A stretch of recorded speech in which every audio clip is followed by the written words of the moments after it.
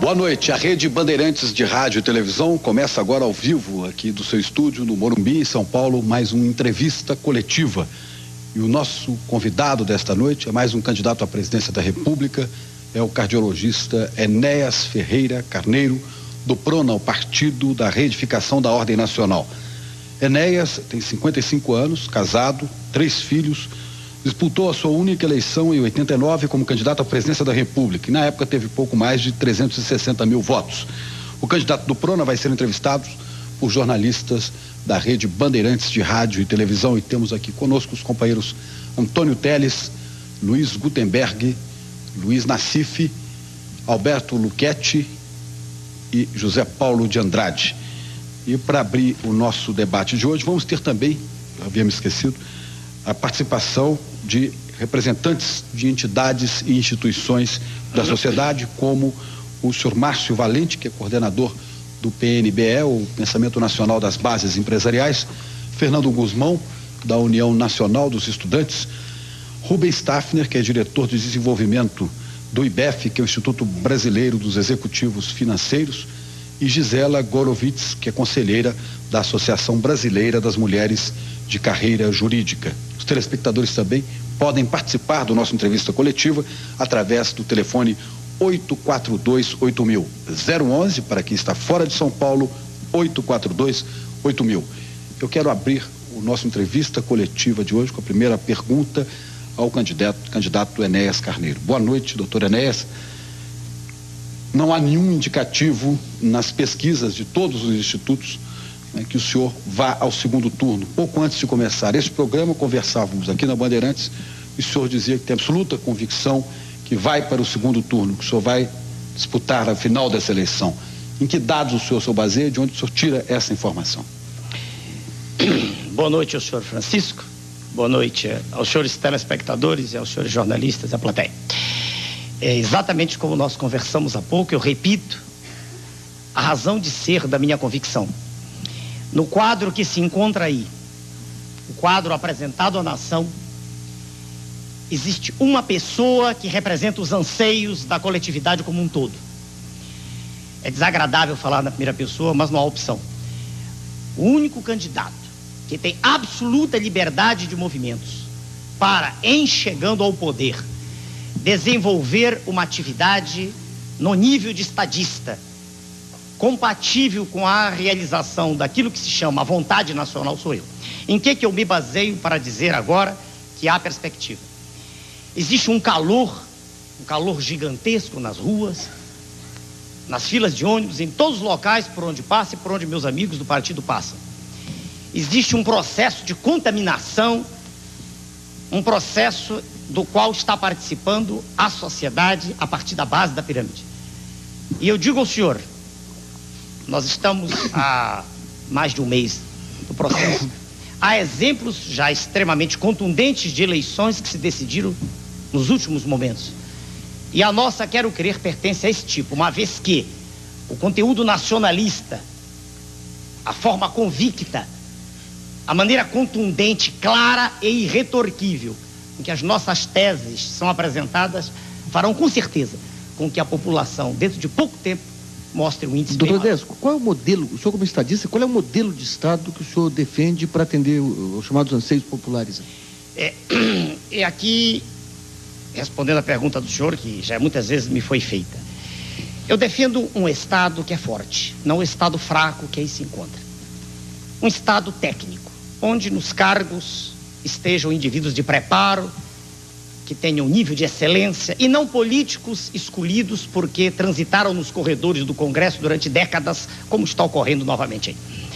E o Estado intervencionista por excelência. Eu sei que essas teses se chocam com teses que o senhor inclusive apresentou, que eu conheço, mas eu estou expondo a sua pergunta. Quando o senhor pergunta, o Estado já o caracterizei, direi mais, um Estado nacionalista. Um Estado que vai lutar para fazer com que um país rico como o nosso deixe de ser servo no cenário internacional, uma vez que é ponto de vista meu e do grupo que está comigo, que riqueza não é um papel pintado, riqueza não é um papel emitido nos Estados Unidos, riqueza é um subsolo como nós temos, o mais rico do planeta, riqueza é uma fonte de energia inesgotável que os países dos trópicos têm, como o nosso, Fonte essa que nos dá, em um dia de sol, o equivalente em energia a mais de 300 mil usinas de Itaipu. Os países ditos ricos não têm energia. Se não tem energia, não tem nem futuro.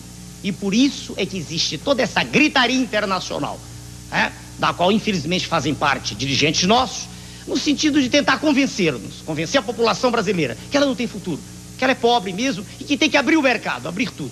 Essa é a nossa tese. O governo nosso será absolutamente nacionalista. Quanto à forma do poder nazista, quanto à inspiração panteísta, não é isso? Bom, quanto à ideologia, seria uma tecnocracia. Seria... O senhor está perguntando ou está afirmando? Se o senhor está afirmando, eu me calo. Se o senhor está perguntando, eu respondo. Eu estou tentando estabelecer uma relação entre o que o senhor afirma e os modelos que nós conhecemos. Não, eu quero saber se eu tenho o direito de responder. Claro. Pois não. Se fosse uma assertiva, eu me calaria. Eu sou disciplinado. Claro. Se o senhor disser é assim, eu me calo. Eu estou num programa dos senhores. Eu estou num programa dos senhores com regras e obedecerei às regras. É para responder. Não é nazista, uma vez que o Partido Nazista foi criado, já existia antes o Partido Operário Alemão, depois se transformou em nazista.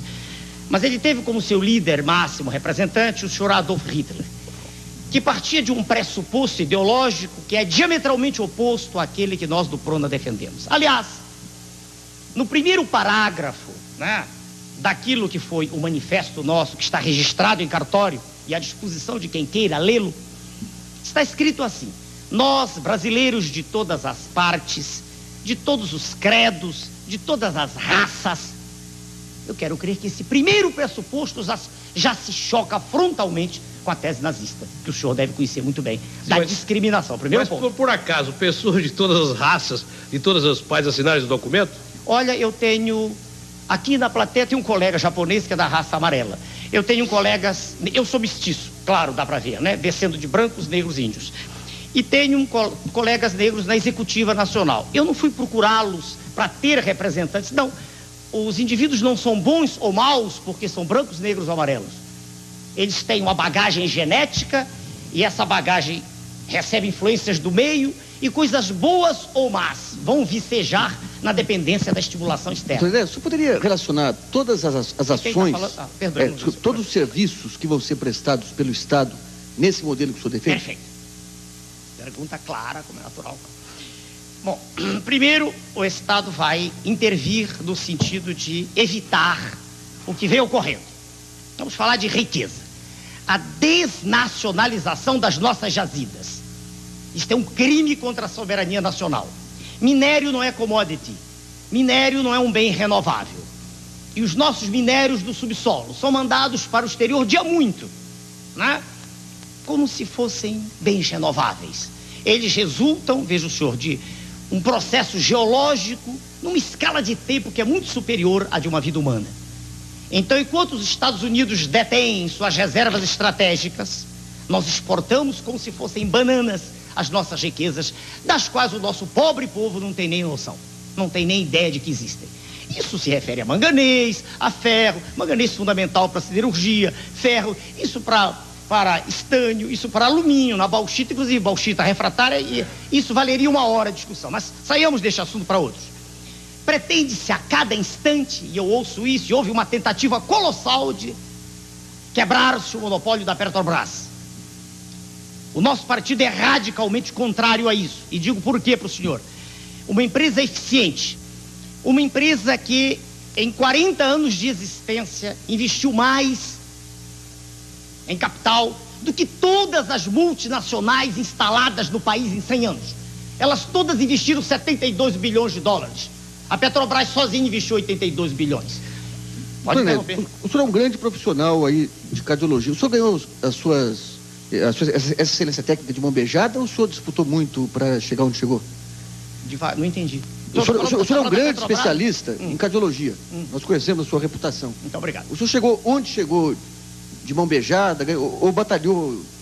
Eu cheguei através de um esforço extremo, que é o esforço que a Petrobras fez desde 1954. Por que peraí. A Petrobras perfurou algumas centenas de poços. Nos Estados Unidos, eles perfuraram dezenas de milhares. Estão num patamar que é pequeno. Por que a competição pode ser ruim para a Petrobras, no caso?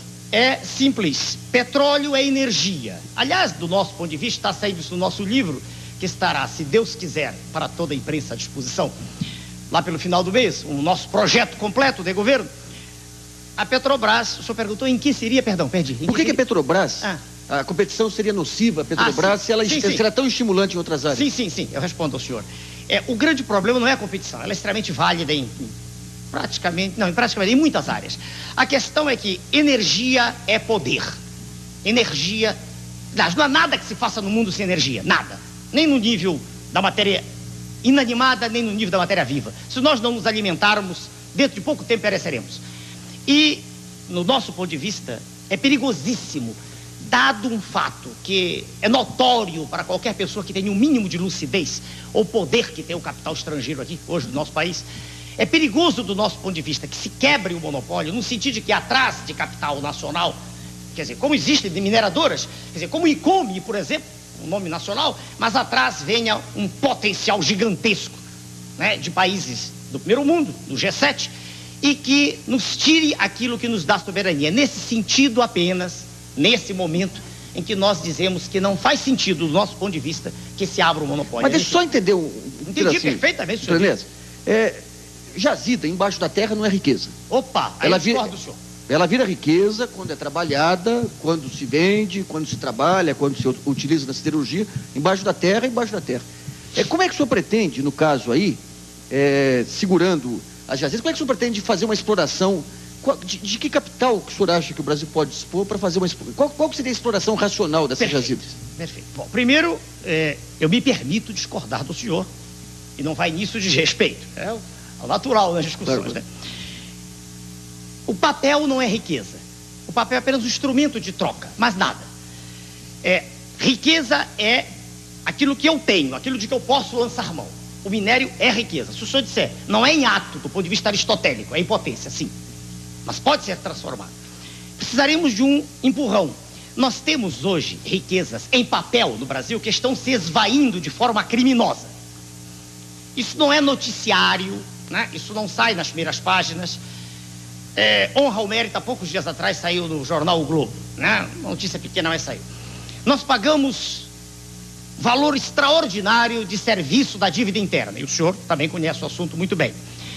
O Globo publicou em torno de 4 bilhões de dólares mês passado, mas ele se referiu apenas ao pagamento dos títulos que estão em poder do público. Ele não se referiu aos títulos que estão no Banco Central, aos quais o Tesouro também paga juros. Não, isso aí anula. Desculpe, aí anula. A informação, eu vou dizer a fonte. É soma de zero, hein? Não. A informação, chequemos depois. Os telespectadores, os senhores, é do professor Dércio Garcia Munhoz, que é titular de Política Econômica da Universidade de Brasília. É equivocada essa informação. Então o senhor discorda do professor Munhoz. Muito bem.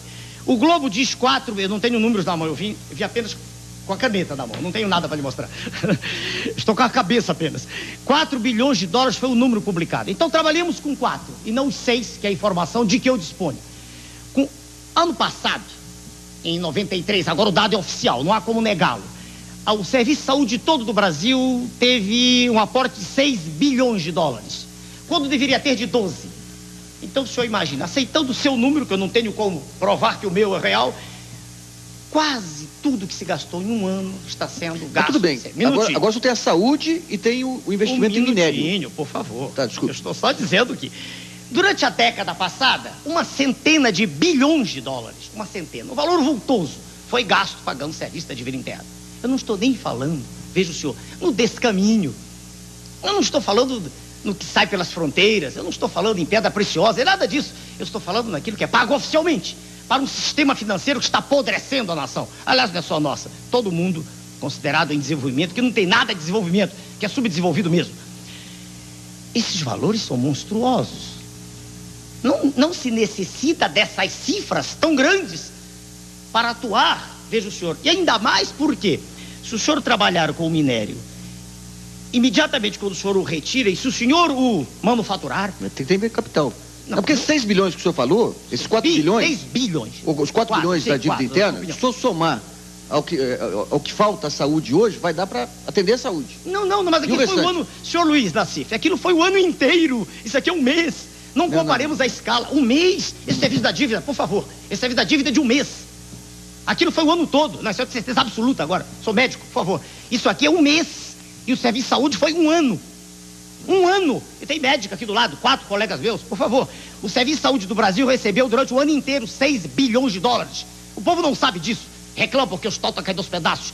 E os senhores financistas que vivem sem fazer nada, especulando, recebem por mês isso. A diferença é um mês para um ano. Então, recursos há. Como daqui a pouco falaremos da Previdência, recursos há de sobra. O que existe é toda uma farsa apresentada à nação, de modo ignominioso, dizendo que não há recursos. Eles existem. Eles aí estão. Depende apenas de vontade Doutor de usar. Enéas. Pois não? O doutor Márcio Valente, do Pensamento Nacional das Bases Empresariais, um empresário, tem uma pergunta para o senhor. Pois não. Doutor Enéas, na eventualidade da sua vitória nas próximas eleições, eu gostaria de saber o que iria mudar na vida das empresas. Elas pagariam mais impostos, pagariam menos impostos? Como é que elas conviveriam com os encargos sociais? Elas seriam parceiras do desenvolvimento no governo Enéas ou seriam vítimas? Excelente pergunta.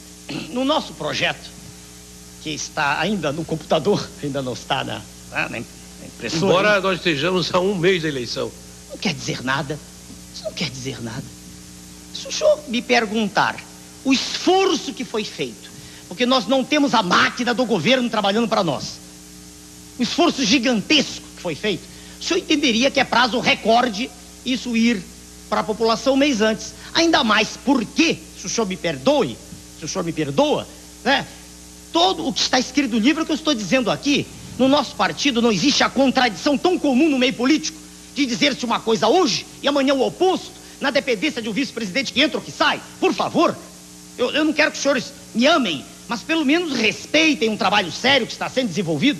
O senhor está um mês de modo irônico. Um mês é tempo de sobra para quem não é imbecil para entender teses. Agora, se o sujeito precisa de um ano para entender uma tese, ele deve dosar urina, porque ele deve ter oligofrenia fenilpirúvica. Muito por favor, bom isso. Um minutinho, eu responder muito o senhor. bom. Não, agora, por favor. A pergunta do Muito senhor bom. Eu vou Márcio responder o senhor, Valente, por favor. do PNB, por Vou favor. responder, por favor. Como é que é o negócio? Senhor Márcio, eu repito se for preciso daqui a pouco. Senhor Márcio, não há contradições. Empresa é fundamental, quando se fala em economia de mercado. O Prona não é socialista, ponto.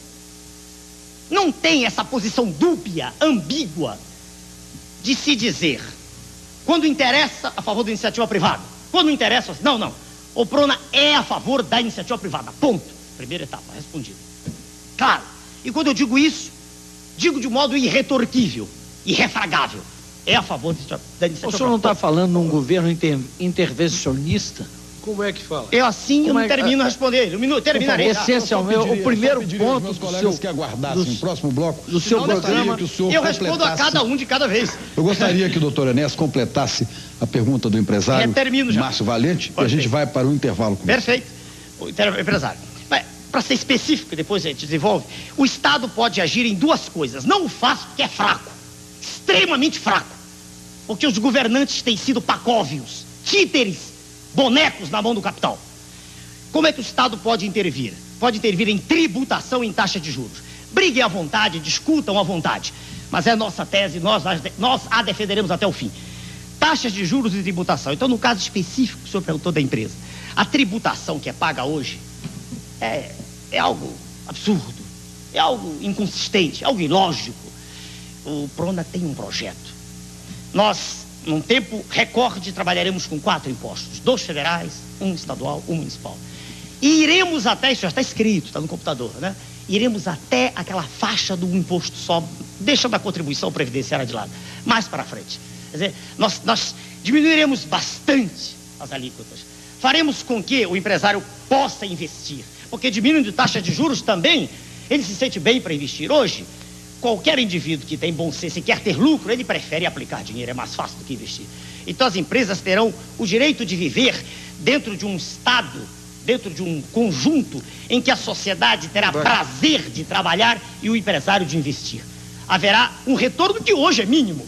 Hoje o retorno do capital próprio brasileiro é menor do que o internacional. Ele aparentemente é maior quando se trabalha com... o senhor vai ampliar o Estado? Como é que o senhor amplia o Estado?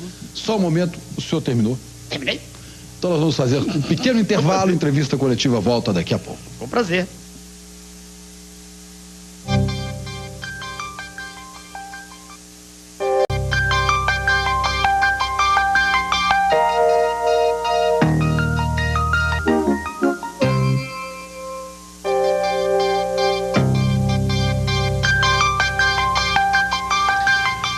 Rede Bandeirantes de Rádio e Televisão em entrevista coletiva, e hoje o nosso entrevistado é o candidato Enéas Carneiro do Prona, candidato à presidência da República. Eu tenho duas perguntas aqui de telespectadores, doutor Enéas. Um vem de Guarulhos e outro de São Paulo, Nelson Oliveira e Adnan Abbas.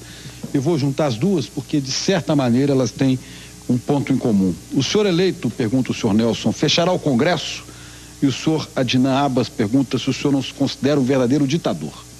O segundo nome, não gravei? Senhor Nelson, o segundo? Nelson Oliveira pergunta se o senhor vai fechar o Congresso uma vez eleito. E o segundo? E o senhor Adnan Abbas pergunta se o senhor não se considera um verdadeiro ditador. Para os senhores, cadê a câmera para lá? Agora para os telespectadores. Para os senhores telespectadores, muito obrigado pela pergunta. Para o senhor Nelson, resposta clara: fechar o Congresso não, é desnecessário.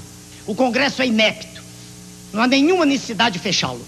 Diante de uma vontade forte, de aço, diante da determinação inequívoca de mudar os destinos da nação, coisa que não há muito tempo, diante de uma palavra que não tenha compromissos com grupos alienígenas, diante de uma determinação de fazer com que, de fato, exista uma vontade nacional a favor de toda a sociedade, o Congresso naturalmente seguirá o seu caminho, que é o de defender também a sociedade. Para os segundos, não gravei o nome, é complicado. Adir. Adir, né? O senhor me perguntou se eu me considero ditador. A palavra exige que se faça uma análise do seu conteúdo semântico. Eu sou uma pessoa de determinação. Eu tenho convicção no que eu digo. Eu não sou um homem que vive titubeando. Eu não gosto do verbo achar. Eu passei a vida inteira estudando. Não foi para ser presidente da República, nunca nem pensei nisso. Aliás, não gosto do modo como política é feita no Brasil. Não gosto dessa maneira mentirosa, hipócrita, né? Não gosto disso. Eu quero ser estadista. Então, se o senhor perguntar se eu me sinto um ditador, é difícil responder. Eu sou disciplinado. Quer dizer, quando eu chego num lugar, eu pergunto quais são as regras, e eu obedeço às regras. Então, quando nós estivermos no poder, haverá regras claras. Claras. Regras apoiadas na lei. E a lei será cumprida. Não tenha dúvida, senhor Contador. Senhor Enéas, aqui. Senhor Enéas. Alberto Luquete, da Rádio Bandeirantes. O senhor fala que... O senhor respondeu a pergunta que não é ditador, não se considera um ditador. Não sei bem o que é isso. Mas eu queria fazer uma pergunta para o senhor, que é o seguinte. Quando o senhor fala no seu partido... Luquezzi? Luquete. Meu nome é Luquete. Luquete. Quando o senhor fala no seu partido, o senhor não se considera no seu partido o que o Brizola é no PDT, o dono do partido? Não, senhor. Não, resposta clara também. Não. Posso explicar por que não? Pode. Não, perguntei. Você pode... Não, fica à vontade. Pois não. Senhor Luquete, veja bem, quando eu fundei o partido, eu fiz apoiado em ex-alunos meus, médicos, que acreditaram no manifesto. E depois ele foi crescendo.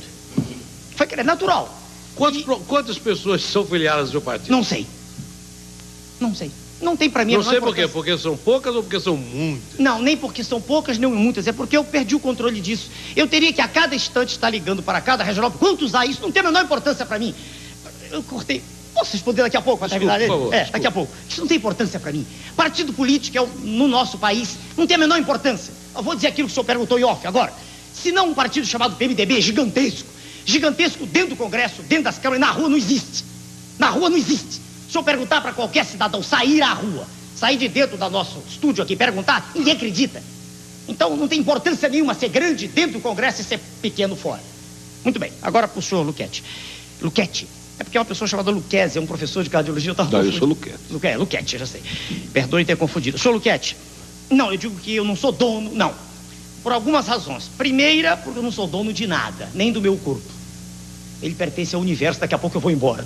Nem da minha alma, que também não é minha, do Criador. Então eu não sou dono de coisa nenhuma. Nem da minha mulher, porque ela é livre. Não sou dono de nada. Nem do meu pensamento, porque de quando em quando aparecem coisas, eu não sei como aparecem no meu pensamento. Claro? Não, então eu não sou dono. Não, para ser claro, senhor, fui obrigado a rir um pouquinho, que nós saímos de política, que a política me dá raiva, eu falo com indignação pelo que eles fazem com o Brasil. Né? Mas fui obrigado a rir um instante. Veja, senhor, não, então eu não sou dono. Agora, se o senhor perguntar, colegas mais próximos do grupo de executiva, me conhecem bem, eles me conhecem bem e dizem assim, olha, isso aqui está errado. Aí eu digo, convença-me, entende? Eu tenho uma tese. E o senhor mostra para mim com argumentos, veja bem, lógicos, eu recuo instantaneamente, senhor Luquete, instantaneamente. E tenho prova na plateia disso. Vou dar um exemplo aqui. Abertura para o Pacífico, um exemplo. Todo mundo fala nisso, né? Todo mundo fala, é interessante abrir para o Pacífico, abrir aquele corredor ali atrás do Acre, né? E aí eu tenho no partido um elemento extraordinário, infelizmente não pôde estar hoje aqui, o almirante Roberto Gomes Silva, conhecedor profundo de geopolítica, com quem aprendo muito no convívio. Existe respeito recíproco, como deve existir entre as pessoas, e ele me mostrou que isso não é tão importante assim, não. Ninguém está falando nisso, eu sei, só para dar... Então eu ouço. Agora, se eu vejo o menor interesse, veja o senhor, de alguém tirar proveito próprio, aí, perdoe, eu sou radical, não aceito. O partido, a meu ver, ele deveria se estruturar pensando na nação, pensando em nós, nos nossos filhos, pensando na sociedade como um todo. Não devia ser de um grupo, não devia ser partido assim como uma parte da sociedade, não. Ele devia ser um pensamento. O pensamento pode estar certo ou errado, não tem nada com isso, mas um pensamento defendido e harmonia entre os indivíduos daquele partido, para que não haja essa colcha de retalhos que a gente vê hoje. O senhor, o seu partido tem um nome, para quem não sabe, o partido, o PRONA, tem o nome de Partido da Retificação. Da Reedificação da Ordem Nacional. O senhor é mensageiro dessa nova ordem? Inteligentemente. Ou de alguma nova ordem? Inteligentemente, o nome do senhor é? Antônio Teles. Senhor Antônio, perdoe-me, eu não gravei. O senhor Antônio Teles, inteligentemente, lança para um grupo dos telespectadores que conhece bem história a seguinte tese: nova ordem é o nome do Império Nazista. Né? Exatamente. Voltou a tese. E nova ordem também é o que pretende o grupo hegemônico do mundo, que tem também uma nova ordem. Não. Mas não é reedificação da ordem, então é uma nova ordem. Se o senhor quiser que a gente fique discutindo questões dessa natureza, quer dizer, do vernáculo, quando eu quis dizer reedificar, não é nada novo, é trazer o que já existia. Posso explicar? Reedificar é edificar de novo, é trazer a escola pública que já existiu, a escola séria, a escola onde o professor era respeitado, o professor ensinava e o aluno aprendia, e não esse faz de conta de hoje, em que não há compromisso. O professor diz: não, nós estamos aqui para debater, e sentam-se em torno de uma mesa e todos debatem. Bom, eu entendo o debate sobre um tema quando o grupo que ali está entende do tema, mas o papel do professor, principalmente da escola básica, é ensinar, é transmitir conhecimento e também formar. Informar e formar. O debate é a posteriori. Então, o que eu quero é reedificar, é trazer de volta a escola que já existiu, é trazer de volta o hospital público que já existiu. Não precisa ser um hospital grande, a unidade de saúde pequenininha, o posto de saúde, onde hoje só se toma vacina e só se faz tratamento tuberculose. Então o senhor está propondo uma ordem antiga. Isso, a volta. Agora falamos a mesma língua. Então não há nova ordem. Esqueçamos esta expressão porque ela é ruim para os tímpanos. Ela quer fazer crer ao telespectador uma associação que me desagrada. Ela não existe. Quando me comparam a um ditador apenas porque eu sou uma pessoa que é contundente quando fala, que acredita no que diz e que não está preocupado com o que vai dizer agora, porque na dependência do que disse ontem, eu não gosto da comparação. Entende? Quer dizer, nada de nova ordem. É aquilo que já houve. É o respeito ao cidadão. É a construção da cidadania. É o valor de civismo. É a bandeira, é o hino nacional. Pronto, já falei de novo. Doutor Enéas, Fernando Guzmão, da União Nacional dos Estudantes, tem uma pergunta para o doutor Enéas. Pois não, senhor. Doutor Enéas, minha pergunta diz respeito a um tema que o senhor estava abordando, que é educação. Pois não. E a preocupação da grande maioria dos estudantes. Sem dúvida nenhuma, o ensino público ele foi sucateado nos últimos anos, diminuíram essas vagas, as verbas foram cortadas, professores mal pagos que deixaram, inclusive, de ensinar. E isso, paralelamente, aconteceu com a ampliação do ensino privado. A escola particular, houve uma inversão de prioridades, a escola particular se ampliou. E hoje deixou de ser uma opção, passando a ser uma imposição. Eu queria saber, no seu governo, como o presidente Enéas trataria a questão do ensino público e como também trataria o problema do ensino privado. Porque hoje, inclusive, infelizmente hoje, as escolas particulares em Brasília fecharam as portas porque disseram que não vão respeitar a medida provisória das mensalidades, porque rebaixa o valor da mensalidade. Então, como o presidente Enéas trataria o problema da escola particular e do ensino público? Senhor Fernando, o nome do senhor. Senhor Fernando, a pergunta do senhor traz dentro dela já embutida a resposta. É uma questão de parar só e pensar. Se eu disse que pretendo trazer, eu e o grupo que está comigo, se nós pretendemos trazer de volta o que já existiu, é evidente, é axiomático, é inconteste, é inconcurso, que a escola pública vai ter nível de excelência. O nosso professor do curso primário, porque hoje é primeiro grau, esse amálgama em que se misturaram a problemática da criança e do pré-adolescente, foi tudo misturado, esse primeiro grau, nesse monstrengo que é Estado educacional, isso vai acabar. Vai voltar a haver a separação, como era no passado. Primário, bonitinho, e o ginásio. Dê o nome que quiser isso, os nomes não têm importância. Mas vai ser separado conosco. Estará publicado daqui. Aliás, há uma conferência de educação agora para a qual eu também fui convidado por força da lei. Senão não teria sido, claro. Né? Claro. Então, veja bem, vai voltar essa escola sendo de excelência, como a escola que eu tive, onde aprendi a falar e escrever corretamente. E vai ser assim, porque vai ser feita uma cruzada cívica a favor da língua nacional também. De respeito ao vernáculo, nessa escola onde o professor vai ser bem pago. E há recursos também para isso. Não me venham com essa história que não há recursos de novo. Né? Há recursos de sobra. O professor vai ser obrigado a ser reciclado. Deputados não vão para o exterior com vantagens diárias de algumas centenas, $500 dia, para passear no exterior, não aprender nada. Né? Porque não se pode investir em professor de modo contundente e exigindo dele o cumprimento. Então a escola vai ter nível de excelência, veja, a primária, a básica. Com isso, o governo não tem o direito, veja o senhor, de fechar a escola particular, não. Senão estaria havendo uma contradição com a primeira tese, que nós respeitamos a iniciativa privada. Agora, a escola particular vai existir, mas no meu tempo, eu me lembro, do meu lado, naquela escola que era de Madeira, lá em Rio Branco, Acre, diretora viva ainda.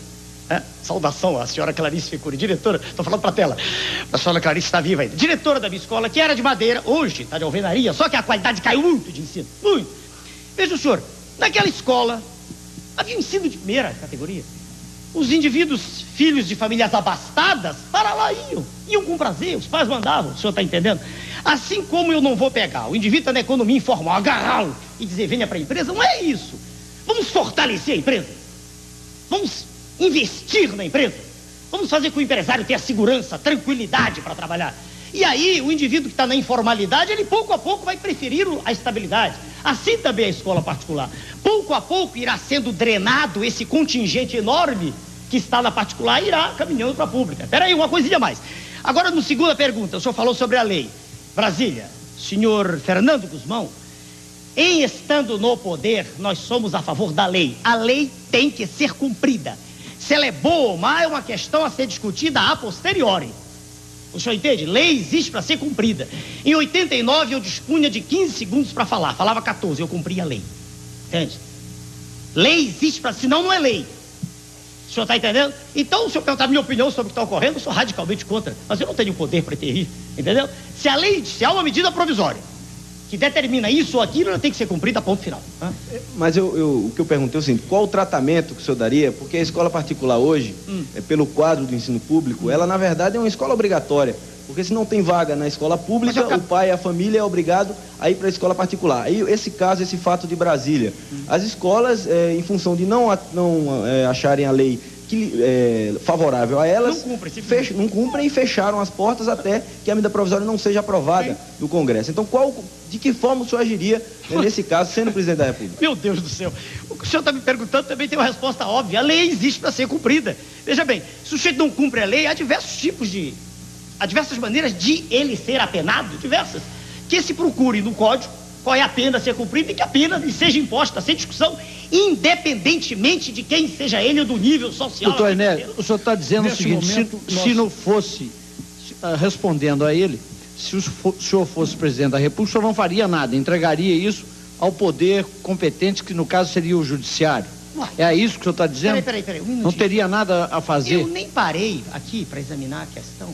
Eu não sei qual é o artigo. Eu estou perguntando porque ele fez uma pergunta, como é que o senhor agiria? Mas veja bem... O senhor está dizendo que... Cumpra-se a lei. Cumpra-se a lei. Então o senhor não faria nada... Peraí, não é não fazer nada. Convocaria o judiciário para decidir? Eu não sei, estou dizendo para a nação, qual é o artigo. Eu não sou doutor em direito, eu só tenho direito constitucional, a única parte de direito que estudei. Eu nunca disse que era doutor em direito, meu currículo completo. Veja bem, eu não sei qual é o artigo ao qual está havendo desobediência, mas deve haver uma penalidade prevista. Céus, entende? Então essa penalidade tem que ser utilizada. Esse indivíduo que está descumprindo... Aplicada pelo Poder Judiciário. Claro, pelo Poder Judiciário. O Poder Judiciário terá que fazer aquilo que deve. O presidente Itamar também mandou cumprir a lei. E foi cumprida? Não foi. Como que o senhor faz para cumpri-la? Porque Sua Excelência, o presidente, não usa dos poderes que tem. Então o senhor usaria? Ah, sem dúvida. Mesmo... Sem dúvida. Mas quais os poderes do presidente aí sobre o judiciário? Opa. Vamos aí que está a história. Vamos bem devagar. Eu pediria que o doutor Enéas guardasse esta resposta para daqui a pouquinho, depois do nosso intervalo.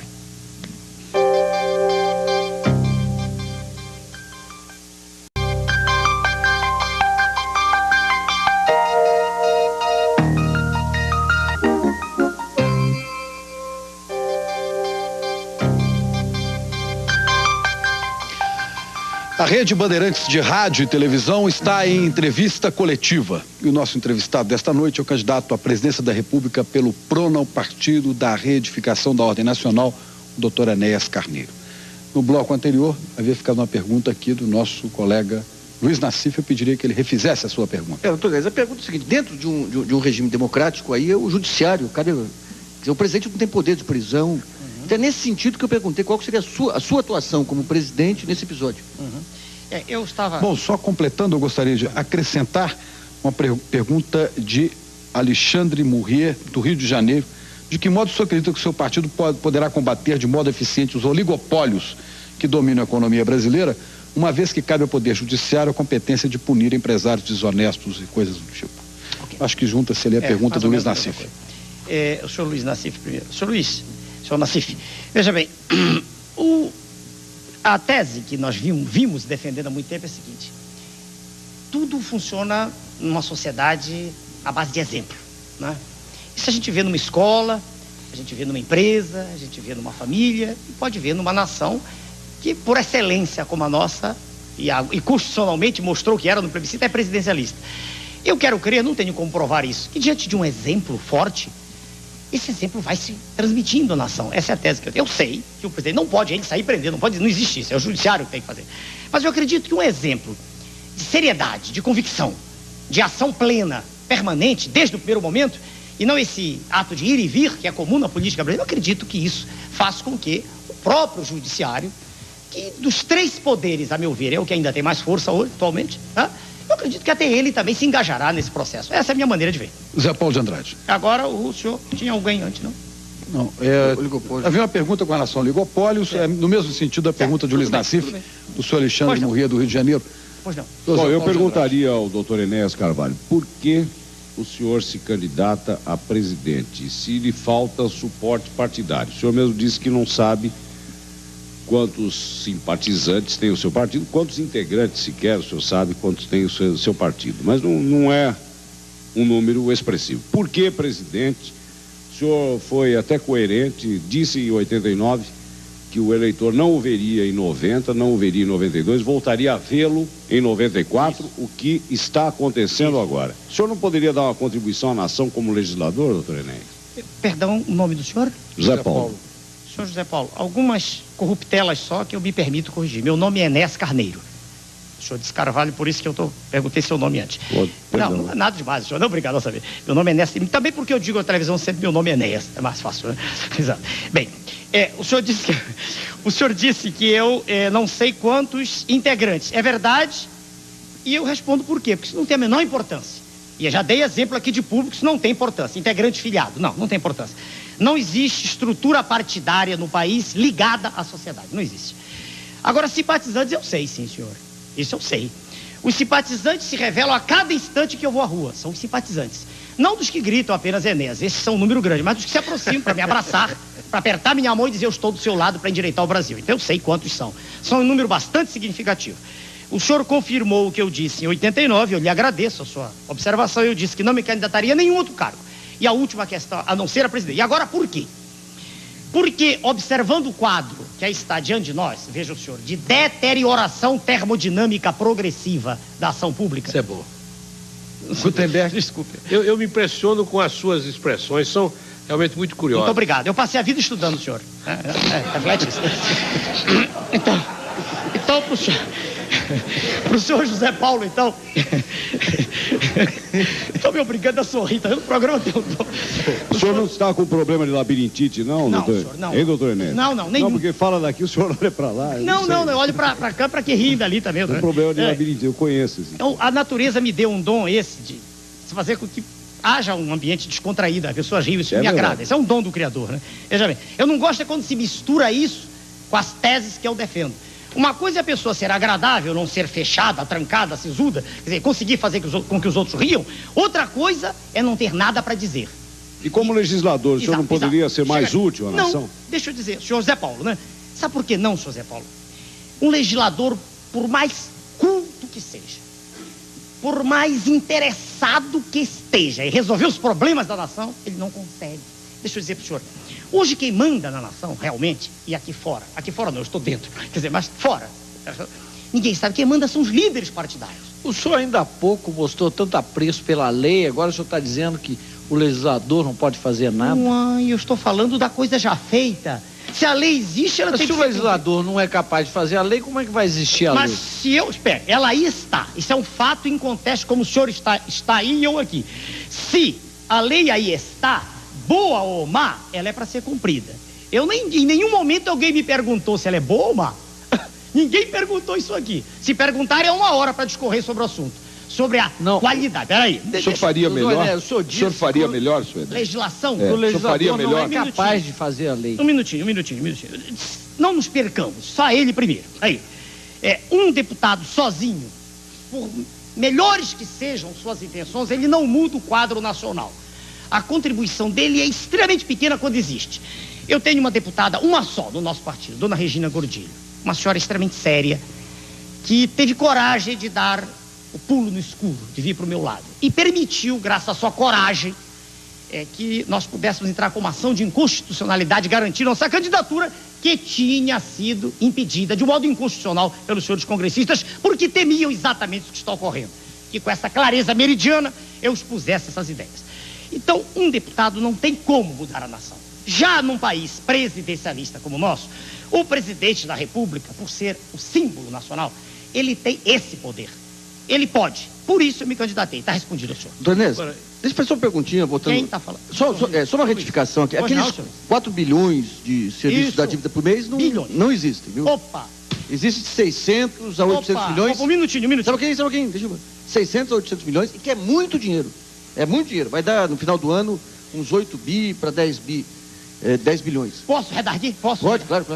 O senhor está convidado, de público, na frente de todo mundo, para que nós chequemos esses dados onde o senhor quiser. Não tem. Não, porque senão eu digo uma coisa, o senhor diz outra e minha palavra contra a sua. Não, olha. 4 bilhões de dólares, 4 bilhões, esse conjunto, é o valor noticiado pelo Globo. Não, tá bilhões, peraí. E a pessoa que me dá o número 6 bilhões é o professor Décio Garcia Munhoz, titular de Política e Economia do Brasil. Outro nome, o professor Marcos Coimbra, professor da Escola Superior de Guerra, e o senhor deve conhecer, que o senhor já esteve... Não, assim não. Quer dizer, o senhor tem um número, eu tenho outro. Não, eu vou explicar o meu número e o senhor apresenta o seu aí. Não, mas eu não trouxe nada. Eu vim... Mas eu apresento a lógica. A lógica o senhor... Lógica é da sangria da nação, que a nação não sabe. Eu sei, mas deixa eu... A lógica do valor. Eu apresento a lógica do valor, o senhor rebate. Pois não. Nós temos um estoque aí de dívida disponível de 40 e poucos bilhões de dólares. E um juro real. Em poder do público. Em poder do público. E um juro real. O senhor disse aos quais não se paga o juro. Professor, se o Tesouro paga para o Banco Central, tá dentro do governo, não sai para fora. Isso não existe, isso aí. Não existe. Tudo bem. O dinheiro que sai realmente de obras, de orçamento e vai para o investidor, é uma quantia de 600 a 800 milhões. A palavra investidor é um eufemismo, especulador, né? O senhor está muito rigoroso aí. Sou rigoroso, senhor. O investidor... Só porque isso não produz riqueza. Não, mas quando o senhor é rigoroso na palavra, o senhor desvia do raciocínio. É isso que eu estou querendo, nenhum pegar desvio. aqui. Não, é isso que eu quero pegar. Eu estou dizendo o seguinte, tem 600 a 800 milhões de dólares, mas que é muito dinheiro. É muito dinheiro. Agora é insuficiente para atender a todo... Sem dúvida. Essa história. Agora eu pergunto o seguinte, o senhor tem de um lado... O senhor fez uma proposta de ampliar a ação do Estado. Sem dúvida. De outro lado, o senhor tem uma proposta de reduzir os tributos. Como é que soma isso aí? Uai, mas na medida em que todo mundo sabe isso, qualquer estudante de economia, na medida em que a alíquota cai, a base de arrecadação aumenta. Isso é primário. Professor, primário. Quanto mais imposto o senhor cobra, mais o indivíduo sonega. Então, nesse limite, se o senhor acabar com todos os impostos, vai arrecadar o infinito. Não. Ainda bem que a sua lógica não chegou a isso. O que o senhor está falando é é um sofisma. Claro, mas claro, estou chegando no seu monte de areia do qual eu tiro um grão. Você tem limite para baixar e para ter um resultado. Não, mas é perfeitamente possível chegar-se a uma alíquota. A ideia do imposto único, que é a ideia muito bonita. Muito bonita. Contra ela está todo o sistema. Quanto que o senhor acha que o senhor pode arrecadar reduzindo? Quanto que o senhor vai reduzir de alíquota e quanto que o senhor acha? Vamos pegar qual o estudo matemático que o senhor fez? Vamos pegar o imposto único que aí está. 0,25%. Em abril, a arrecadação foi de 150, mais ou menos, números redondos, milhões de dólares. 0,25, se o senhor multiplicar por 8, o senhor tem 4, que é a proposta do professor Marcos Sintra. 4%. Mas o senhor está indo contra a sua lógica. O senhor aumenta a alíquota e aumenta o tributo. O senhor disse que tem que diminuir a alíquota para aumentar a arrecadação. Um minutinho, senhor. A sua lógica complicou. O senhor normalmente pensa depressa, mas agora foi mais devagar. Um minutinho. 0,25 é o que está aí. A ideia do imposto único é 4%, não é 0,25%. Mas o senhor mesmo disse que quando aumenta impostos, reduz a arrecadação. Por favor, mas ele substituirá todos os outros, senhor. Mas o senhor está falando meu. Que isso? A sua lógica não está batendo. Não, está certo. O senhor que não está acompanhando. O IPMF foi mais uma sordidez que o governo fez contra todos, contra até as empresas. E todo mundo que emite cheque. O IPMF foi um imposto a mais. Eu estou falando do único no qual se baseou a tese espúria do IPMF. Então, no imposto único, proposta bela do professor Marcos Sintra, com toda a controvérsia que possa existir, ele pressupõe 4%. 12 de quem emite, 12 de quem retira. Isso representa 8 vezes os que existe hoje. Só uma perguntinha. Primeiro, não é 4, é 1 de quem... É 1 de cada lado. Meu Deus do céu, eu tenho o livro dele. O segundo é o seguinte, professor, deixa eu perguntar uma coisa. Espera aí, o senhor discorda de mim, nós não temos... Eu tenho o livro dele. Eu pediria só... Assim não dá. Deixa eu perguntar uma coisa, senhor. Concluísse o seu raciocínio, há outras perguntas aqui. A pergunta se emendou ao auditório, senão nós vamos terminar nunca. Deixa eu fazer só uma perguntinha em relação a isso. Não, mas não, olha, quando agora ele negou um dado que eu tenho. Os juros internacionais, professor, hoje estão na faixa aí, moeda forte. Pequena. Vamos supor, exagerando, 8%. Eu não falei juro internacional. Falei daqui. Deixa eu chegar lá. Vamos reedificar a ordem do programa. 8% ao ano. O doutor Luiz Nassif faz uma pergunta. Tá. O doutor Enéas responde uma 15 pergunta. segundos. Você tem um juro de 8% Por favor, ao ano. tem 15 segundos, senhor Luiz Nassif. Vou marcar aqui. Vou marcar aqui. Por que eu usaria cheque se a cada transação eu pago 4%, que equivale a metade do juro anual em economia de desenvolvimento? Por que eu usaria cheque? Bom, a ideia é que quando eu tiver esse imposto, eu teria eliminado essa carga tributária. Ele substitui tudo mais. Mas não responde. Responde, porque todos nós pagamos mais de 4%. Respondi. É de 4%? É 4%. Por que eu usaria cheque se vai me levar metade de uma remuneração? Quando eu emito cheque, meu Deus, está havendo eu pago 2, o outro é que vai pagar 2. Mas seja. 2% é menos do que tudo que eu pago hoje com todos os 58 impostos que aí estão, sem dúvida. Precisamos uns 2 centavos e lemos o livro. Doutor Enéas, o senhor tem a sua biografia, o senhor tem uma vida interessante, normal. Obrigado. Quer dizer, o senhor foi um bom aluno da escola, o senhor... Excelente aluno, professor. Excelente aluno, diz a sua diretora. O senhor foi um sargento, né? Primeiro lugar de turma também. O sargento. O senhor disciplinado. Depois tornou-se médico, é um cardiologista respeitável, que dá cursos de pós-graduação, né? Com grande sucesso em São Paulo, no Rio, etc. E forma turmas de especialistas de eletrocardiograma, tal. Tudo bem. Por que o senhor, para fazer política, tem que dar um salto? O senhor não cumpre um programa normal, o senhor não organiza um partido, o senhor não vai no Congresso. Organizar? Mas eu tenho registro definido. Desculpa, interrompi. Por que o senhor não faz uma bancada? Por que o senhor não avança progressivamente rumo ao poder?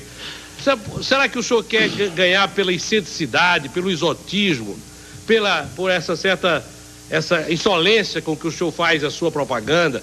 O senhor não acha que é perigoso expor-se uma pessoa séria, com a vida profissional respeitável que o senhor tem, a uma espécie de brincadeira? Porque, na verdade, nós somos analistas de política e não conseguimos enxergar esse otimismo do senhor.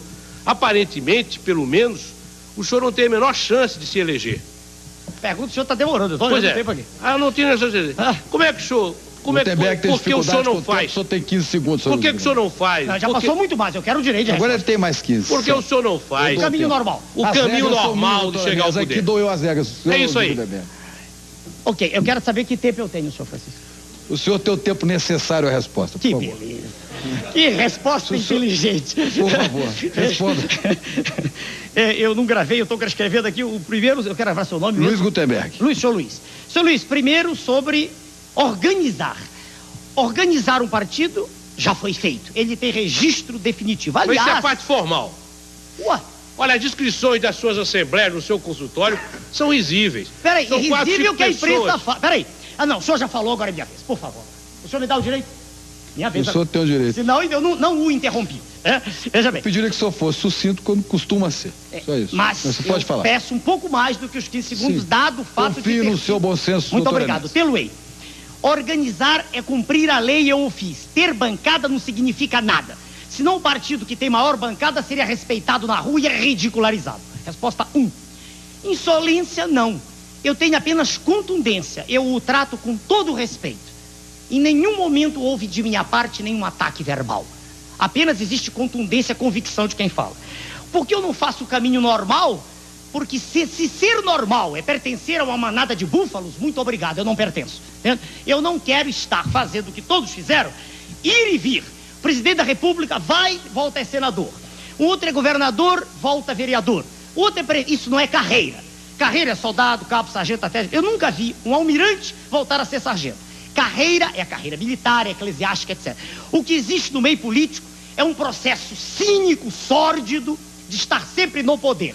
Qualquer cargo serve. Um minutinho. Último, quando o senhor disse que os senhores são analistas de política, é um direito que os senhores têm de pensar que eu não tenho chance nenhuma. Um direito que os senhores têm. E o direito que eu tenho, ninguém me tira de acreditar no processo. Eu não estou falando para os senhores são apenas o meio através do qual eu falo para a massa. O que me interessa é conquistar, não os senhores, com todo respeito, é a população. Eu quero ter o direito, e eu o adquiri organizando o partido, de falar para a população, para que ela saiba que eu a represento. O senhor fala... Um minutinho, eu estou falando. Quanto ao que se fala de ver chance, senhor, há pessoas que só veem o que lhe mostram. Eu peço desculpas. Vamos lá. Muito bem. O senhor concluiu? Perfeitamente. O senhor Rubens Tafner, diretor do desenvolvimento do Instituto Brasileiro dos Executivos Financeiros, faz uma pergunta para o senhor do nosso auditório. Senhor Rubens? Doutor Enéas. Onde está? Pois não, senhor. A minha pergunta é relativa à função do Banco Central. O mercado financeiro representa uma parcela importante da economia nacional, onde participam todos os segmentos da sociedade. E é necessário que esse mercado tenha tranquilidade suficiente e não fique sujeito às oscilações políticas. Bom, como é que o senhor entende a atuação do Banco Central? Como é que o senhor vê um Banco Central independente? Bom, esta também é pergunta de Gilberto Souza, do Rio de Janeiro, que nos telefonou no 842-8000. Qual a posição de Enéas em relação às atuações do Banco Central, do Banco do Brasil, também acrescentando, e da Caixa Econômica Federal? Perfeito. Para o senhor Rubens, com todo o respeito à sua pergunta, como toda pergunta merece, nós temos no PRONA posição clara e inequívoca quanto a isso. O senhor disse, em sua alocução, que o sistema financeiro precisa ter tranquilidade. Concordo. Mas eu discordo de que o sistema financeiro deva ser o segmento da nação mais privilegiado. Eu entendo o sistema financeiro como um dos elementos, não como o mais importante. Nós vivemos hoje, os países ditos em desenvolvimento, uma ditadura financeira. Ditadura pura do capital. E do pior que é do capital improdutivo. E eu respondo ao senhor, é nossa posição com a qual ninguém é obrigado a concordar. Nós pensamos assim, se o Banco Central for independente, vamos fazer eleição para eleger o presidente do Banco Central. Não vamos eleger o presidente da República. No nosso modelo, é nosso, ninguém é obrigado a aceitá-lo. No nosso modelo, o Banco Central estará afinado com a política da presidência da República. Pode haver um órgão intermediário, isso é irrelevante, mas estará afinado. Essa é a nossa resposta. Nós vamos fazer um pequeno intervalo, entrevista coletiva, volta daqui a pouco. Até já.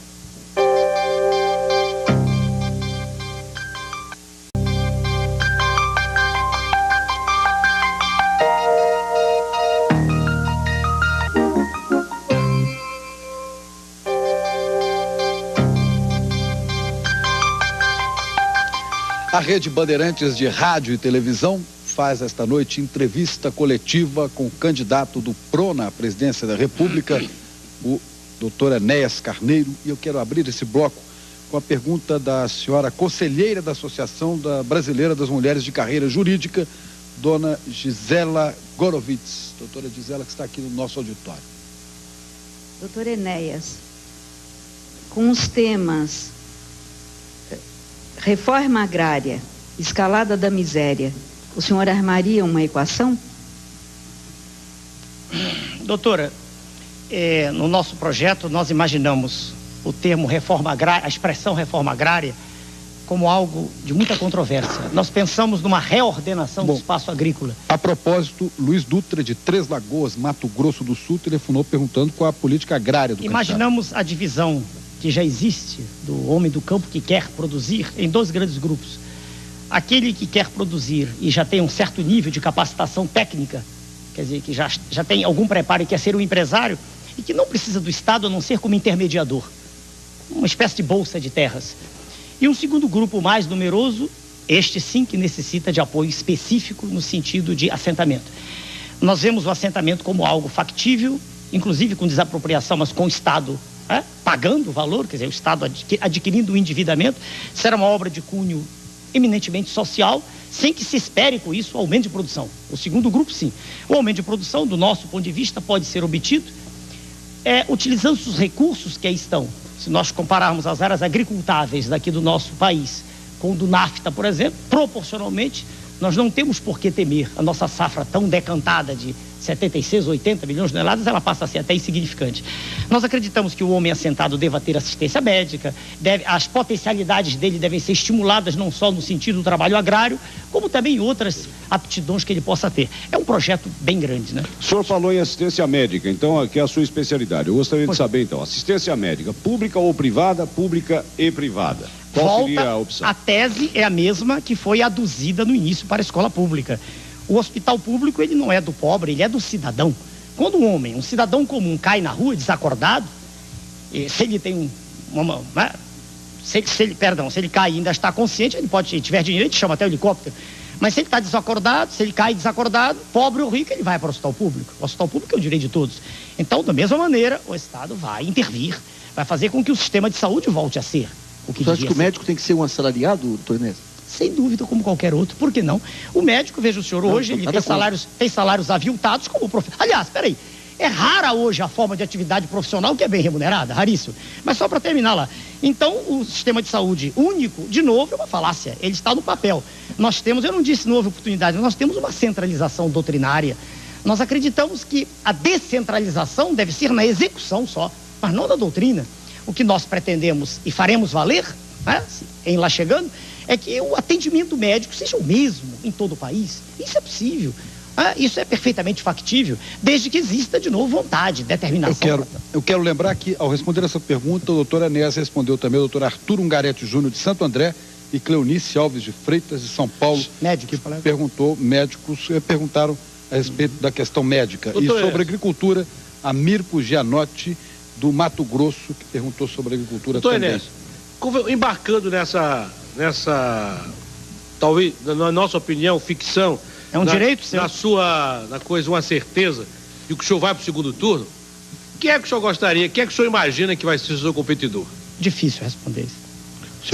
Extremamente difícil, muito difícil. Por quê?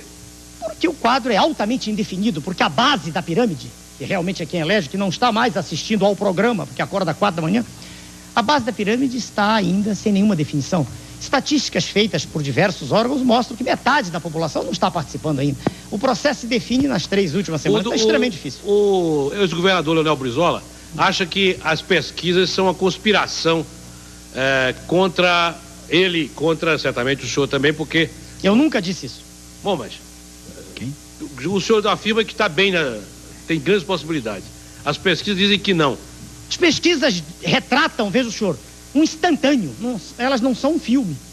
Elas mostram aquilo que elas viram, num universo que não é bem caracterizado. Elas escolhem um grupo ali, segmentam. O senhor teria condição de fazer uma avaliação comparativa, sincera, das ideias e do programa dos seus rivais nessa disputa para... Não gostaria de fazer isso, não. O meu caminho não tem nada a ver com desses senhores. E quanto o seu partido está gastando nessa eleição? Quanto pretende gastar nessa eleição? 2 perguntas. Quanto está gastando? Até agora gastou do meu bolso, porque eu não vendi nenhum bônus. Nenhum. Não sei se algum estado, eu recebi um telefone celular no programa do Sr. Jô Soares, um programa que tem um tom diferente desse aqui, um programa, e um amigo meu mandou um cheque assim, particular para mim, até, alguma coisa assim. Bônus, assim, quer dizer, o trabalho de campanha, não recebi nada. Então, o que a gente... Hoje a passagem foi paga pelos senhores aqui. Né? Então, o hotel é pago. Eu já disse isso em outros programas.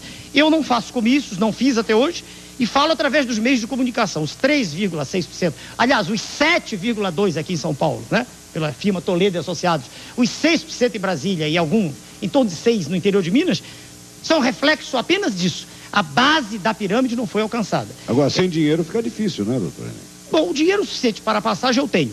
E eu não acredito, veja o senhor, que a população se deixe enganar mais uma vez, como aconteceu em 89. Existe todo um processo de fermentação no seio da sociedade em que existe ainda uma esperança. Eu quero crer que a nossa candidatura trará de volta essa esperança. Olha, ela não troca um Fernando por outro, não? A doutora Gisela Gorovitz... Não troca um Fernando por outro, não? Se a massa vai fazer isso ou não? Não sei, senhor. É um direito. A doutora... Um minutinho. Eu nunca pedi voto a ninguém. Nunca. Voto é uma decisão de dentro, é espontânea. Nunca o fiz e não pretendo fazer. Eu apresento uma mensagem, o senhor deve observá-la na tela e dou meu nome no fim. É uma opção que se apresenta. Se o senhor pergunta se a população vai escolher o senhor Fernando, não sei. Se ela o fizer, é a escolha dela e será assim, não tem nada com isso. Chico, a doutora Gisela Gorovitz fez uma pergunta e considera que a resposta não foi satisfatória. Eu pediria que o senhor falasse. Pois não, claro. Ela repetisse, o senhor respondesse rapidamente, por favor. Claro. Doutor Enéas, eu formulei a questão colocando a escalada da miséria, e a miséria, tem razão, e a reforma agrária, e se o senhor armaria uma equação com esses dois elementos. Entendi. No caso... Perdão, doutora. E na o senhor compreendeu a pergunta? Agora foi porque, como é muita gente falando, a gente se perde. O senhor armaria uma equação com isso? E com relação à escalada da miséria, o que o senhor preveria para a geração de empregos? No que concerne a agricultura, é o incremento. É aquilo que os povos desenvolvidos fazem. É tributar o mínimo e incentivar. O oposto do que se faz aqui. O senhor já falou sobre a agricultura? Já estou encerrando. Agora, na miséria. A distribuição de renda que aí está é de uma iniquidade social considerável. Eu só vejo uma maneira, senhora. Dividir o processo em duas etapas, quase simultâneas. Uma em que o Estado intervém, gerando empregos, algo parecido com aquilo que fez o senhor Roosevelt, dos Estados Unidos, o New Deal dele. Que cria empregos. Com a mão de obra nossa, em grande escala, sem qualificação, pequenos empregos, nas ruas, tapando buracos, quer dizer... É perfeitamente possível. Roosevelt, na época, foi chamado de socialista porque quis fazer isso. A segunda etapa é empresa mesmo. É um estímulo gigantesco à atividade empresarial, e eu já disse como, diminuindo tributação.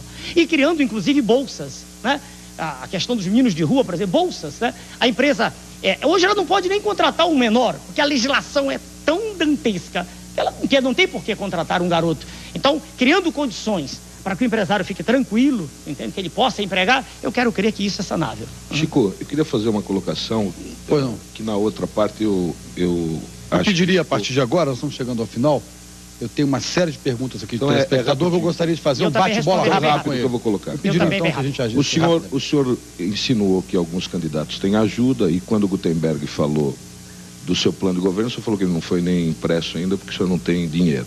Mas não disse isso. Não foi impresso, eu não tive tempo útil. Tudo bem, mas o senhor insinuou que tem candidatos que recebem ajuda do governo. Quem são esses candidatos?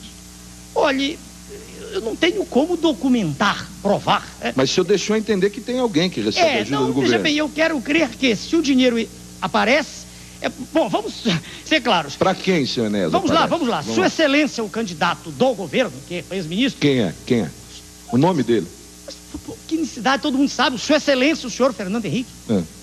O homem que era ministro, Sua Excelência, o cidadão que era ministro, é um homem que tem um programa milionário. Milionário. Então, graças à ajuda do governo? Não sei, não posso afirmar. Mas o senhor está insinuando. Veja bem, é difícil caracterizar isso. Veja, essas coisas... Então não pode insinuar, senhor Enéas. Ou pode? Eu estou pensando para lhe responder. Não, corrijamos a expressão do governo. De fontes não conhecidas. Pronto, fica melhor. Não. Melhor. O senhor falou aí em estado forte intervencionista. Não conhecidas. O senhor falou em estado forte, técnico intervencionista. Técnico intervencionista e nacionalista. Sem dúvida. Guardei bem. Sem dúvida. Doutor Enéas Carneiro. Sem dúvida. Não vou errar de novo. Sem dúvida.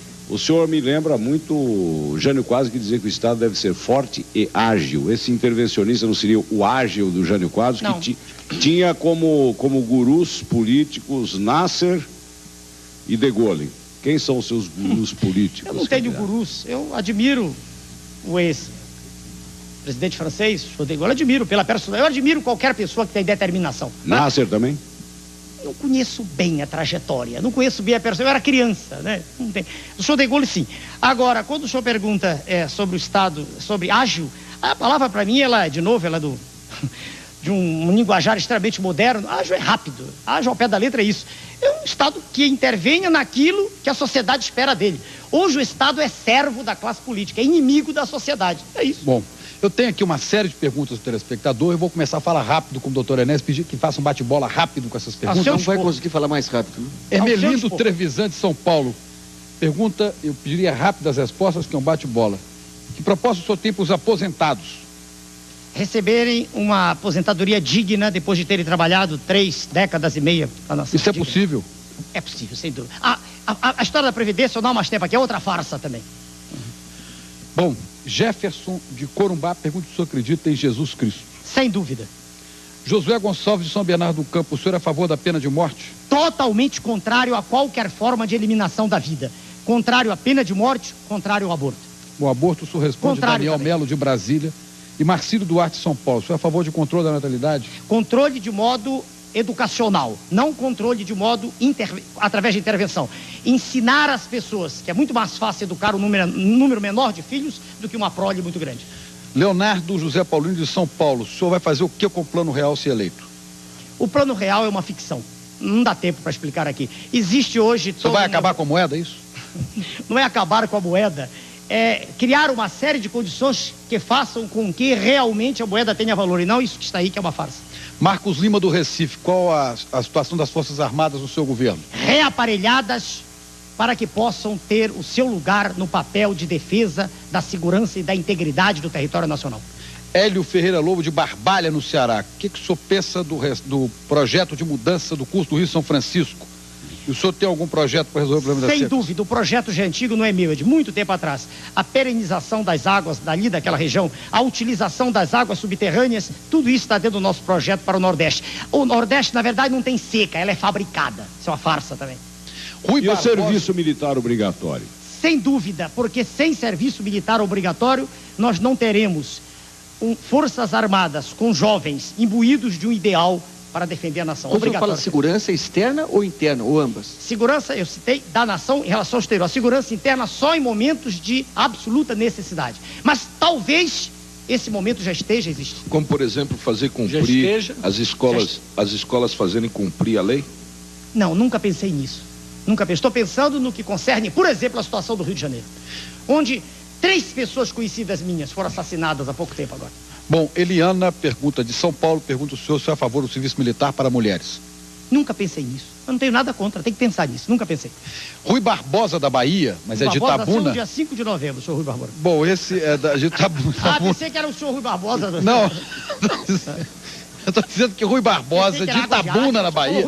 Esse está vivo, não é o Rui Barbosa da história. Pergunta como o senhor combateria a corrupção no Estado. Não, isso está respondido. Ação firme, enérgica, né?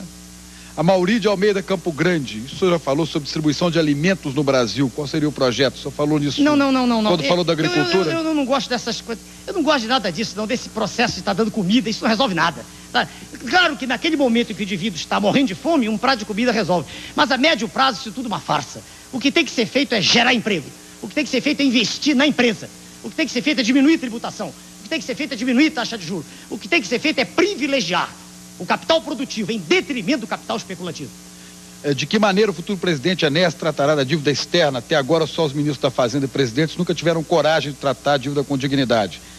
Ricardo Rissuti, o radialista de São Paulo. É muito difícil mexer no último acordo que foi feito agora. Esforços extremos serão desenvolvidos tentando melhorar o acordo, mas o acordo já foi fechado agora há pouco tempo. Bom, há outras perguntas aqui que não vão dar tempo. Eu gostaria só de selecionar duas, uma de Paulo Carvalho, de São Paulo, que pergunta: se o senhor não tivesse concorrendo à presidência, em quem o senhor votaria para senador, governador e presidente? Também é, de certa forma, a pergunta de Carlos Benedito de Osasco, que fala qual seria o seu segundo candidato. Em quem o senhor votaria para governador, presidente e senador se o senhor não fosse candidato? Agora o Prona lançou seus candidatos, mas há muito tempo atrás, movido de indignação absoluta com o que eu vejo na minha terra, terra na qual eu nasci, e que vejo entregas baratas há muito tempo atrás, eu vinha anulando meu voto. Em quem o senhor votou a última vez, senhor Neto? A última vez foi no senhor Jânio Quadros. Última vez. Estava em 1970. Antes do regime militar, antes da ditadura. Quando ele foi candidato à presidência da República. Jânio Quadros foi antes, né? Ah, mas não foi para prefeito de São Paulo. 60. Não, prefeito de São Paulo não. Votei antes. 1960 para presidente. É, E o senhor ficou satisfeito com a performance dele? Não. É uma farsa também, não? Por isso que o senhor não votou mais. É uma farsa também, senhor? Minutinho, um de cada vez. Mas é uma farsa também? Um de cada vez. Eu votei no senhor Jânio Quadros, eu era um garoto e eu acreditei no que ele dizia. Foi uma farsa? Difícil responder. Muito difícil. Eu era um rapazola, não tinha as informações de que disponho hoje e fiquei triste com o resultado. Fiquei triste, inclusive, com a renúncia dele. Muito triste. Ele teve 6 milhões de votos e a renúncia, a meu ver, foi uma decepção. Foi isso. Mas ele falava um pouco parecido com o senhor. Um português ele era muito messiânico, bom. Além de falar esse preciosismo da língua, ele gostava... Falar corretamente, senhor, não é preciosismo. É dom de quem aprendeu a própria língua. Muito bem. O senhor está falando com o escritor Luiz Gutenberg. Eu peço desculpas. Não é Por favor. O senhor tenta ironizar uma discussão. Minutinho. O senhor tenta ironizar uma conversa séria. Eu estou falando para uma população ávida de informações. Ávida de saber o que um candidato à presidência da República tem a fazer por ela. Então o senhor me perdoe. Quando o senhor ironiza, eu falo a linguagem. Repare que eu não preparo, não tenho nada, tenho um papel em branco. Faltou falar, doutor Enéas, do menor. Quem está falando? Faltou falar do menor. Zé Paulo. Senhor Zé Paulo. O senhor defende o direito do menor ficar na rua? De jeito nenhum. Rua não é lugar de ninguém morar. Que seja consultado aqui nesse programa, Sua Excelência, o juiz de menores do Rio de Janeiro, e ele exporá com clareza, com muito mais propriedade e conhecimento de causa, a tese que é também hoje nossa do Prona. Rua não é lugar de menor. Aliás, de ninguém está dormindo. Eu estou satisfeito. Bom, Josué Machado, de São Paulo, pergunta como presidente da República que atitude o senhor tomaria com a situação que atualmente ocorre de violência no Rio de Janeiro. Não, acho que já foi respondido. E como o senhor se considera politicamente, ideologicamente, Pablo Vínias do Rio Grande do Sul? Difícil. Definir linha hoje de atuação política é muito difícil. Esquerda e direita se mesclam hoje. Da esquerda eu tenho a vontade de ter uma sociedade com direitos iguais, onde todos tenham os mesmos direitos. Isso é da esquerda. Isso está escrito em qualquer livro clássico. Então isso eu tenho da esquerda, a vontade de uma sociedade justa. Não tenho da esquerda a vontade de fazer regime socialista. Quer dizer, aquela destruição da iniciativa privada, não. Da direita eu gosto da ordem. Eu não gosto da desordem da esquerda, da baderna, das invasões, não gosto disso. Então há elementos de um lado e de outro. Se o senhor me perguntar, eu sou um nacionalista, convicto. Eu quero uma terra da qual nós nos orgulhemos. Eu quero uma terra que seja próspera para os nossos filhos, para os nossos netos. Eu quero uma terra que será, se Deus quiser, a maior nação do terceiro milênio. Eu quero uma terra que, já que detém tanta riqueza que o Criador lhe deu, ela seja realmente a terra. Se o senhor não realizar a sua expectativa de eleger-se em 94, o senhor voltará em 98? Não sei, senhor. Eu respondo sempre com clareza, não sei. O trabalho de 89 até aqui foi extremamente desgastante. Eu usei todo o tempo de que dispunha, entende? Eu gosto de estudar e nos últimos tempos tenho estudado apenas essas questões. Eu gosto de ciência, entende? O que eu vejo de falar de ciência política tem muito de política e muito pouco de ciência. Eu gosto de ciência. Se o senhor olhar meu currículo, eu passei a vida inteira estudando. E num determinado momento, em 89, eu me indignei com tudo que está aí. Com essa farsa que aí está. Essa mentira. Só um minutinho. Tá. O senhor está perguntando se vou candidatar de novo. Então, em 89, eu vi que tinha começado um processo gigantesco de conscientização da massa. Com 15 segundos apenas. Tanto que o partido obteve o registro definitivo. E aí eu registrei um documento em Brasília. Os senhores jornalistas sabem, foi citado com muita propriedade pelo colega dos senhores ali. O senhor Zé Paulo, né, o senhor? Isso. Eu registrei um documento dizendo que não me candidataria a nenhum outro cargo.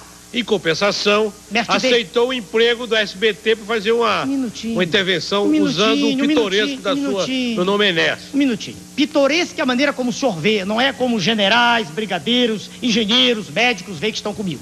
O senhor quer que a população pense que é pitoresco. Isso é seu modo de ver. O seu modo não necessariamente reflete o modo como a sociedade vê. Um minutinho.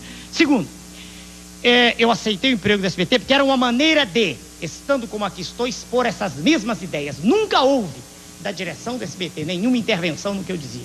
Aquele minuto dentro de um programa que é de jornalismo, eu o tinha com liberdade. O meu agradecimento ao SBT, ao sistema brasileiro. Então eu repito, naquela ocasião eu deixei no documento impresso a ressalva, que me candidataria outra vez, né? Poderia ou não fazê-lo. Eu não registrei nenhum documento agora.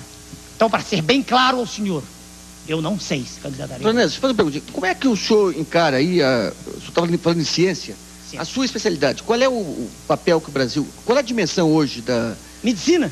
Dessa medicina mais voltada cardíaca e qual o potencial que se tem no Brasil para virar um grande centro?